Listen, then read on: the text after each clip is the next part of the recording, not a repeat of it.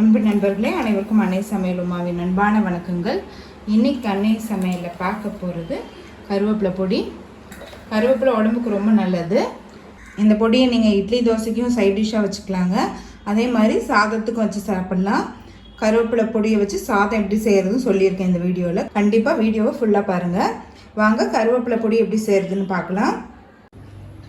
2 cup கருவேப்பிலை சேர்த்துக்கலாங்க.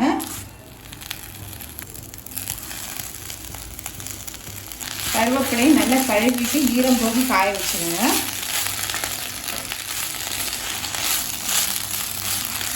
ஈரமாக இருந்தால் வதங்கிறதுக்கு லேட் ஆகும். இப்போ கருவேப்பிலையை நல்லா வதக்கிக்கலாம். இப்போ இது பாருங்கள், நல்லாவே வறுத்தாச்சுங்க. இப்போ இலையை எடுத்து பார்த்தீங்கன்னா தெரியும், நல்லா கிறிஸ்பி. இது சத்தம் கேட்குறதுல இந்த அளவுக்கு வறுத்துக்கணும்.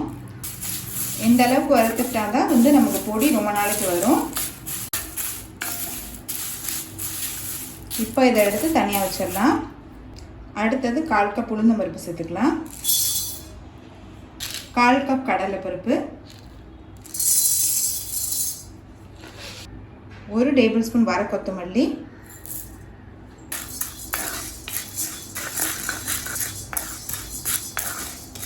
1 டீஸ்பூன் மிளகு, 1 டீஸ்பூன் சீரகம், 8 காஞ்ச மிளகாய். இது எல்லாத்தையும் நல்லா வாசனை வர வரைக்கும் வறுத்துக்கலாங்க.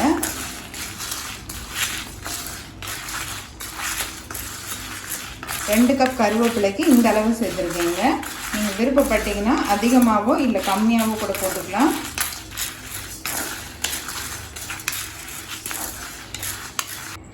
ஒரு டீஸ்பூன் எள்ளு,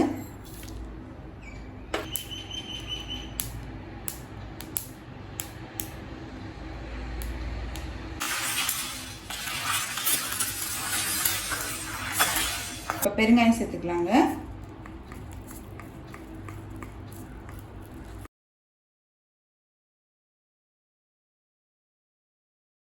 இப்போ இது கொஞ்சம் நேரம் ஆறின பிறகு வதக்கின கருவேப்பிலை உப்பு சேர்த்து மிக்சியில் அரைச்சிக்கலாம்.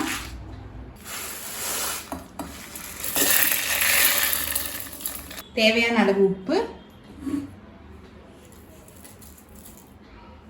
ரொம்ப நைஸாக அரைக்க வேணாங்க, லேசாக குறப்பாக அரைச்சிக்கலாம். இது பாதி அரைச்சாச்சுங்க. இப்போ நம்ம கருவேப்பிலை சேர்த்துக்கலாம். கருவேப்பிலை ஏற்கனவே மொறுமொறுன்னு தான் இருக்குது, அதனால தான் நம்ம கடைசியில் சேர்க்குறோம்.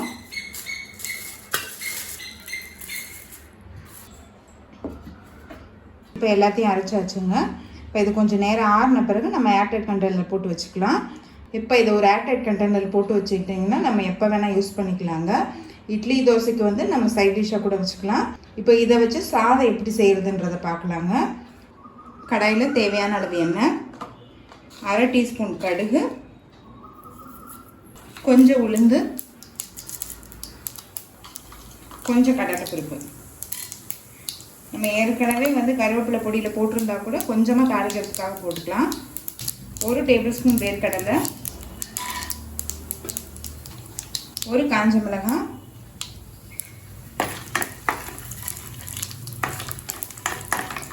கொஞ்சம் பெருங்காயம்,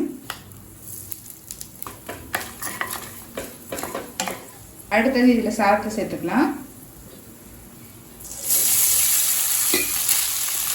1 கப் அளவு சாதம் சேர்க்குறோங்க. 1 டேபிள் ஸ்பூன் கருவேப்பிலை பொடி சேர்த்துக்கலாங்க. கொஞ்சம் உப்பு. கருவேப்பிலை பொடியிலே உப்பு இருக்குங்க, இப்போ சாதத்துக்காக கொஞ்சமாக சேர்க்குறோம்.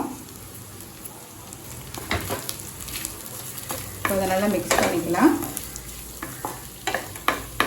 தேவைப்பட்டுச்சுன்னா இன்னும் கொஞ்சம் பொடி கூட போட்டுக்கோங்க. இப்போ கருவேப்பிலை சாதம் ரெடி ஆகிடுச்சு.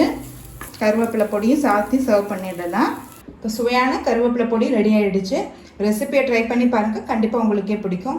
ரெசிபி பிடிச்சிருந்ததுன்னா வீடியோவை லைக் பண்ணுங்கள், கமெண்ட் பண்ணுங்கள், ஷேர் பண்ணுங்கள். இது வரைக்கும் அன்னை சமையல் சேனலை சப்ஸ்கிரைப் பண்ணாதவங்க சப்ஸ்கிரைப் பண்ணுங்கள். தேங்க்யூ.